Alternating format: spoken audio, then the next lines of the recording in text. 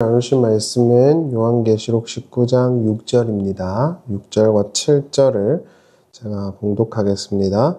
또 내가 들으니 허다한 무리의 음성도 같고 많은 물소리도 같고 큰 뇌송도 같아서 가로되 할렐루야 주 우리 하나님 곧 전능하신 이가 통치하시도다. 우리가 즐거워하고 크게 기뻐하여 그에게 영광을 돌리세. 어린 양의 혼인기약이 이르렀고 그 아내가 예비되었으니 그에게 허락하사 빛나고 깨끗한 세마포옷을 입게 하셨은즉 이 세마포는 성도들의 옳은 행실이라 하더라. 아멘. 8절까지 읽었습니다. 우리가 지난 시간에 성도들의 최종적인 모습을 함께 나누었습니다. 지금은 힘들고 어렵겠지만 그럼에도 불구하고 나중엔 최종적 승리가 있을 것이라고 요한계시록은 말하고 있어요. 그리고 그러한 승리를 여러 은유와 심상을 담은 환상으로 표현하고 있고, 오늘은 혼인잔치의 비유 또는 혼인잔치의 환상을 통해서 그러한 메시지를 전달하고 있다라고 볼 수 있겠습니다. 오늘 본문을 좀 주의하기 전에요. 요한복음과 요한계시록의 구조를 통해 가지고 이 혼인잔치의 비유를 조금 더 먼저 프리뷰처럼 살펴보도록 하겠습니다. 저는 요한계시록이 당연히 사도 요한의 저작이라고 생각을 하고 있고, 그게 예로부터 지금까지 전통적으로 우리가 고백해왔던 내용이라고 알고 있고 그렇게 인정하고 믿고 있습니다. 물론 최근에 학자들이나 학계에서 어떠한 주장을 하는지는 잘 모르겠지만 적어도 요한계시록의 권위자라고 할 만한 인물들의 자료들을 다 참고해 본 결과 사도 요한의 저작설이 여전히 우리가 인정할 만하고 당연히 받아들일 만하다 라고 생각을 하고요. 적어도 사도 요한의 저작설이 아니다라고 할 만큼의 신빙성 있는 근거와 증거들을 저는 아직 보지 못했습니다. 따라서 전통적인 고백을 쫓아서 요한계시록이 사도 요한의 저작이라고 우리가 인정을 하고 요한복음과 요한계시록의 구조를 요한신학이라고 하는 것 안에서 조금 살펴보도록 먼저 하겠습니다. 요한복음 2장 1절에 따르면 예수 그리스도께서 이 땅에 오셔서 처음으로 기적을 행하셨던 건 가나의 혼인잔치입니다. 2장 1절을 보시죠. 사흘째 되던 날 갈릴리 가나에 혼례가 있어 예수의 어머니도 거기 계시고 예수와 그 제자들도 혼례의 청함을 받았더니 이렇게 나옵니다. 여기서 보시면 사흘째 날이 등장을 합니다.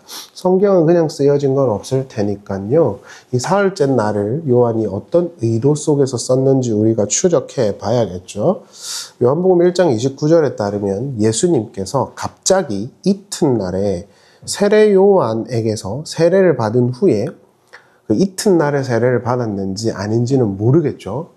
그러나 그 이튿날에 세례 요한이 예수 그리스도를 향해서 하나님의 어린 양이라는 선언을 합니다. 우리가 그 알고 있는 유명한 대목이에요.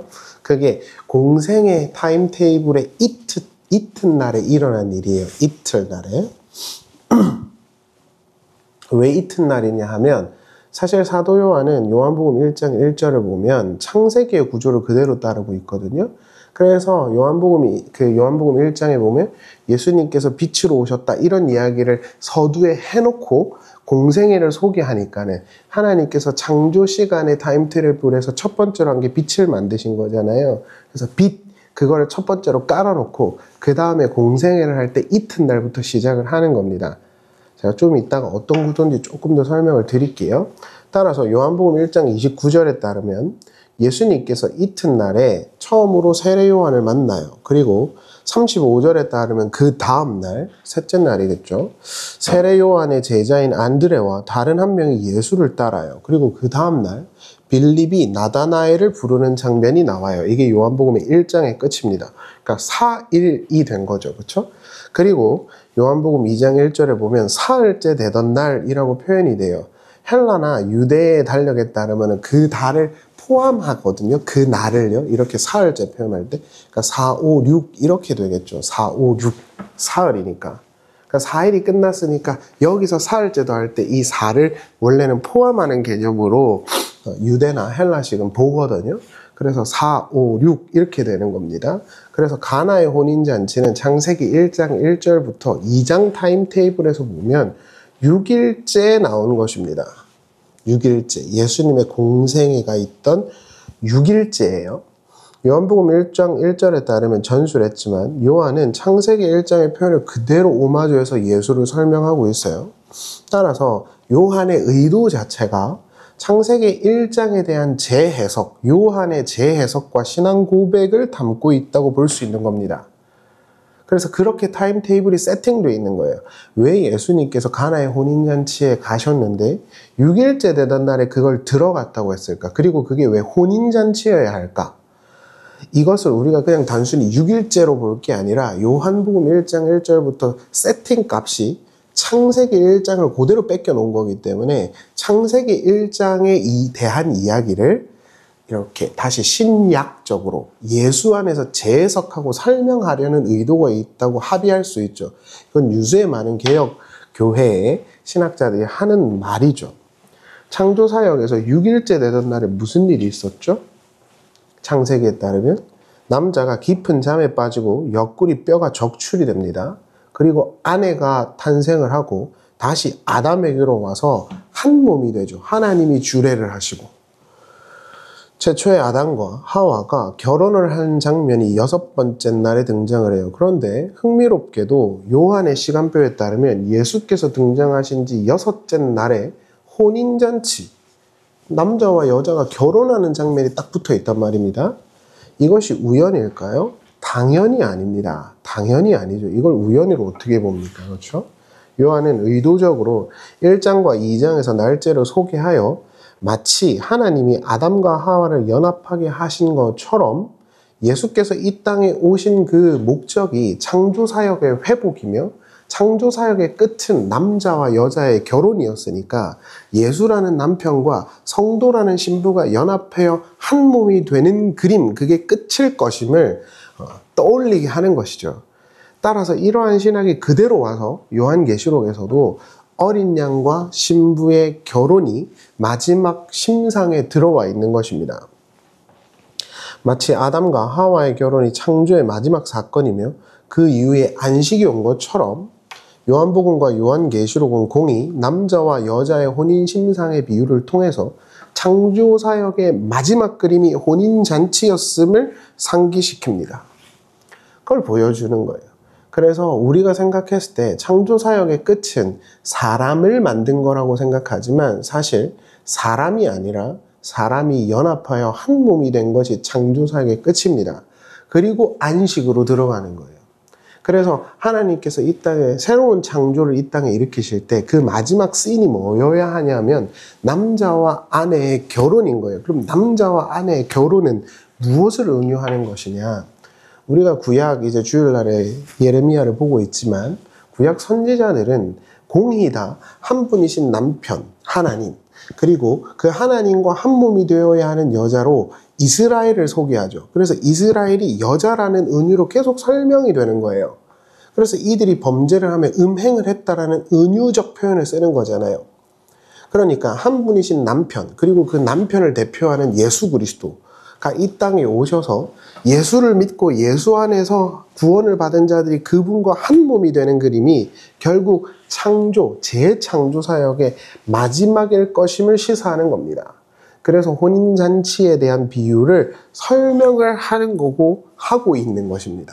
자, 요약을 하면 하나님께서 이 땅에 새로운 완전한 하나님 나라를 완성하시기 위해서는 창세기 1장에 있는 그 어떤 하나님의 뜻과 의도를 이 땅에서 다시 구현하실 텐데 창조의 마지막은 남자와 여자의 연합이었단 말이에요. 결혼이었단 말입니다. 사람 만드는 걸로 끝나는 게 아니에요. 사람과 사람이 결혼하는 거지. 그리고 그 다음에 안식으로 가죠. 그러니까 결혼이라는 건, 남자와 여자의 결혼이라는 건 사실 하나님 창조사역의 마지막 씬이에요. 그게 그대로 요한계시록 19장에 와 있는 거예요. 그럼 그 남자는 누구예요?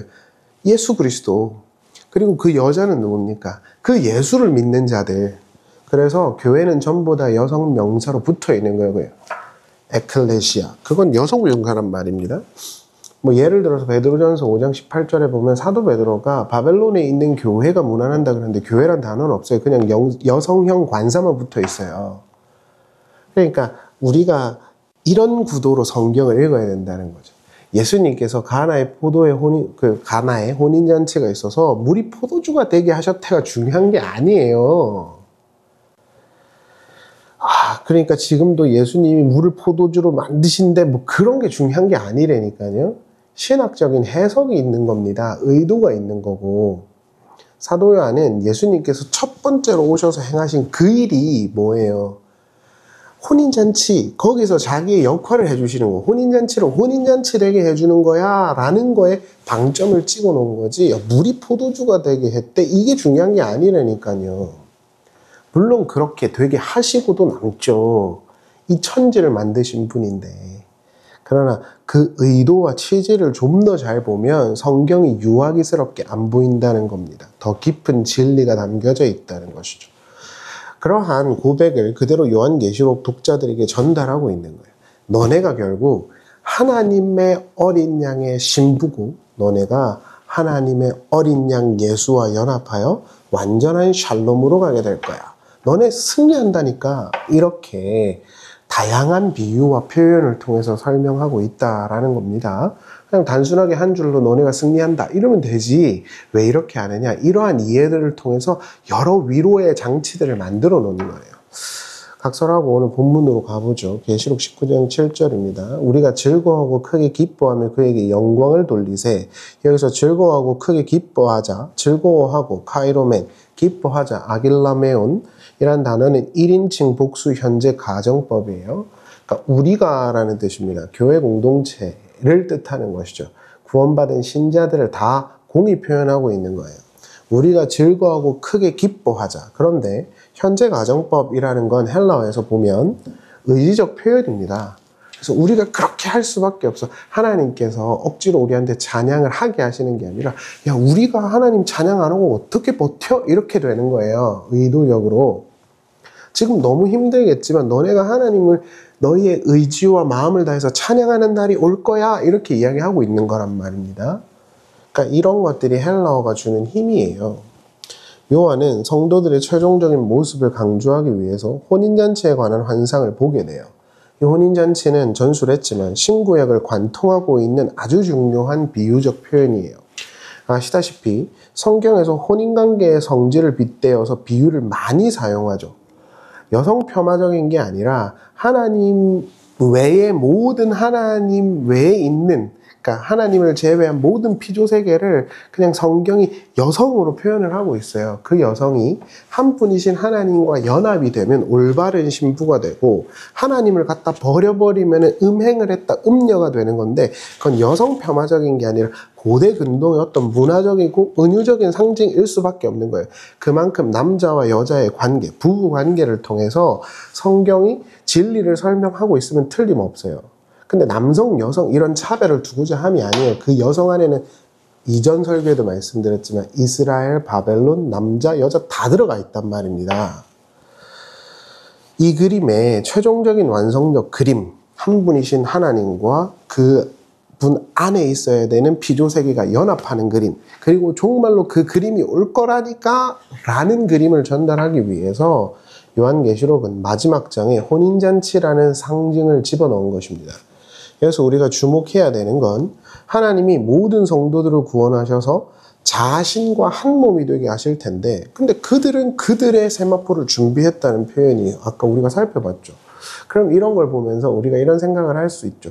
아 그래 하나님이 구원하셨고 우리가 하나님의 신부지만 그래도 착한 행실을 가져야 돼. 아까 세마포는 착한 행실이라고 그랬으니까 그렇게 생각할 수 있단 말입니다.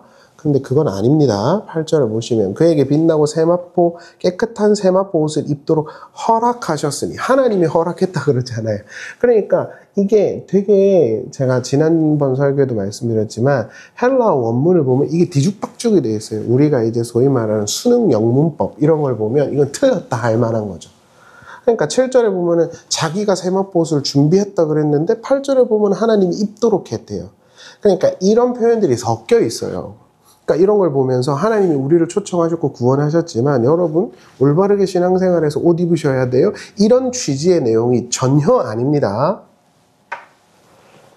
이 세마포옷은 성도들의 옳은 행실이다. 그럼 이 옳은 행실을 보면서 봐라 착하게 살아야 되지 않느냐 이렇게 말할 수 있죠.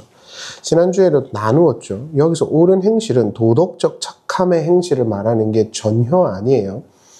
자꾸 이거를 곡해하시는 분들이 있을 수도 있다고 생각을 하는데 당연히 착하게 살아야죠. 신자면. 근데 신자만 그렇습니까? 유명한 연예인들도 얼마나 착하게 사는 사람들 많아요. 그러니까 그러한 것이 우리 기독교의 어떤 코어는 아니라는 거예요. 여기서 말하는 착한에 해당하는 그 헬라어 동사가 디카이오순이에요. 옳은이란 뜻이거든요. 옳은 행실, 착한 행실. 그 옳은이라는 게 디카이오순인데 디카이오순에는 70인역을 보면 그러니까 구약 성경을 히브리어로 된 걸 헬라어로 바꾸면 대부분 다 하나님의 말씀과 결부된 단어로 해석이 돼 있어요. 그러니까 여기서 옳은 행실이라는 건 문맥적으로나 헬라어 단어적으로나 그들이 예수 그리스도께 가지고 있는 신실한 믿음과 사랑을 간직하고 있는 행위를 규정하는 겁니다. 그들이 어떻게 어린 양의 혼인잔치가 되었냐? 하나님이 허락하신 거예요. 근데 그들은 뭘 했냐면 하나님에게서 받은 그 예수에 대한 말씀을 간직했어 이 이야기를 하는 거지. 야 옳은 행실이 중요해 라는 이야기가 전혀 아니란 말이에요. 그럼 옳은 행실 안 할 때는 어쩔 거냐고요. 그럼 바로 자격 박탈입니까? 그런 식의 이 휘뚜루마뚜루 성경에서는 안 된다는 거예요. 그러니까 이런 식이잖아요. 보혈 이런 거 강조하는 설교들을 제가 얼마나 많이 들었겠습니까? 거기 매일매일 가가지고 오산리 기도원에서 사진 찍히던 사람이 전데 얼마나 많이 들었겠어요. 그 논리의 빈약함이라는 게 얼마나 강합니까? 이런 거잖아요. 착한 거는 하나님께 상 받게 돼 있고 나쁜 거는 회개해가지고 회개기도해서 지우자 이런 식의 논리잖아요. 그런 논리의 빈약함이 어딨냐고. 착한 거 했으면 상 받고 나쁜 거 했으면 벌 받아야지. 그러니까 그런 식의 휘뚜루마뚜루 성경 해석은 절대 하시면 안 되는 거예요. 일관되지도 않고 설득력도 없어요.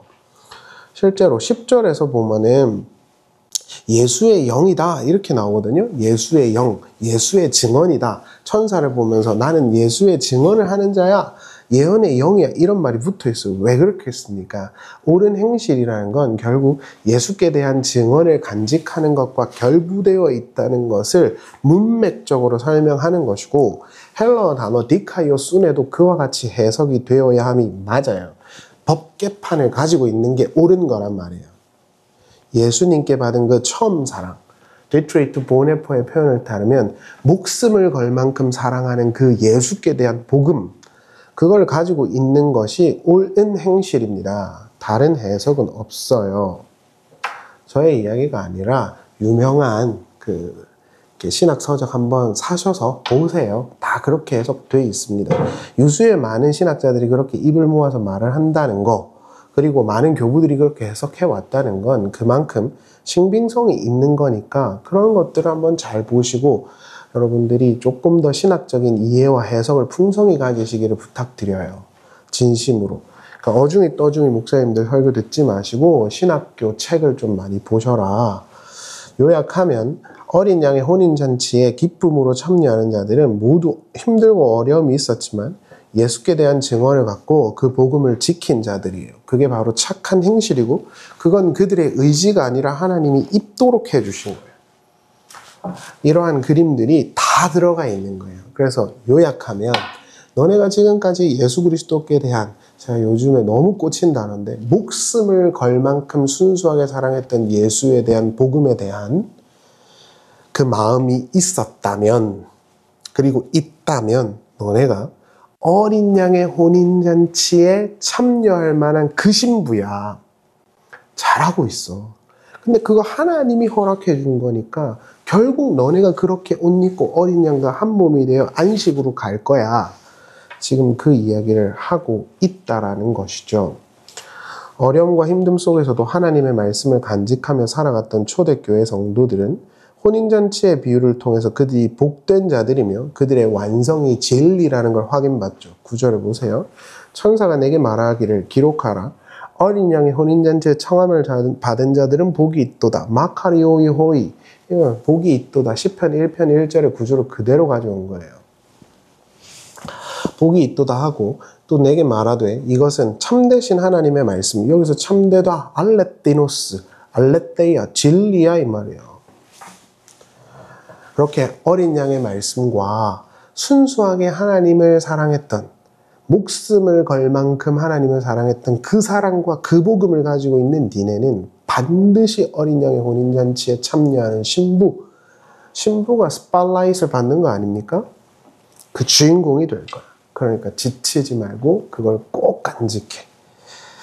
말씀을 마치겠습니다. 세상이 변하고 기독교의 진리가 왜곡 또는 쇠락하는 것처럼 보일 수 있지만 그럼에도 불구하고 여전히 기독교의 진리 곧 어린 양 예수께서 하나님의 모든 약속을 이루셨고 그 안에서 완성된 것이 구현될 거라고 actualize, 실현화될 것이라고 믿는 요한계시록의 성도들에게 그 자리를 꼭 지키라고 요한계시록은 권면하는 것입니다. 무슨 심상으로요? 어린 양의 혼인잔치 심상으로 말입니다. 제가 디트리트 보네퍼라는 그 사람의 그 글을 좀 정리를 해놨거든요. 네, 이게 좀 길어질 수 있기는 한데 오늘 설교랑 너무 잘 맞아서 제가 짧게 소개만 해드리고 마치겠습니다. 보네퍼가 그 요한계시록 2장을 가지고 이렇게 설교를 했어요. 처음에 하던 일을 하여라. 이는 오늘날 꼭 필요한 말씀입니다. 현대의 교회를 아는 사람이라면 누구도 교회가 아무 일도 하지 않는다고 불평하지 않을 것입니다. 그렇습니다. 교회는 끊임없이 많은 일을, 그것도 대단히 헌신적이고 진지하게 하고 있습니다. 하지만 우리는 너나 없이 둘째 일, 셋째 일, 넷째 일은 많이 하면서도 처음에 하던 일은 하지 않습니다. 교회가 결정적인 일을 하지 못하는 것은 그 때문입니다. 우리는 절기를 기념하고 재현하고 영향력을 추구하고 복음적인 운동을 전개하고 프로테스탄트 청소년 양육에 힘쓰고 복지와 구제 사업을 펼치고 무신론 선전 반대 운동도 전개하고 있지만 이 모든 일의 핵심이 되는 처음에 하던 일을 제대로 하고 있습니까? 바로 그 처음 사랑, 열정적으로 타오르는 사랑, 전부를 거는 사랑으로 하나님을 사랑하고 형제자매를 사랑하고 있는지요? 정말로 하나님을 하나님 되게 하여 우리와 우리의 교회를 그분의 판단에 온전히 맡기고 있습니까? 이러한 처음 사랑을 가지고 있다면 우리 모두 어린 양의 혼인잔치에 신부로 가게 될 것입니다. 기도하시겠습니다. 사랑하는 주님, 우리와 함께 하여 주셔서 우리가 전부를 거는 그 사랑으로 하나님을 사랑할 수 있도록 그리고 그 마음 변치 않도록 우리를 지켜 주시옵소서. 예수님의 이름으로 기도합니다. 아멘.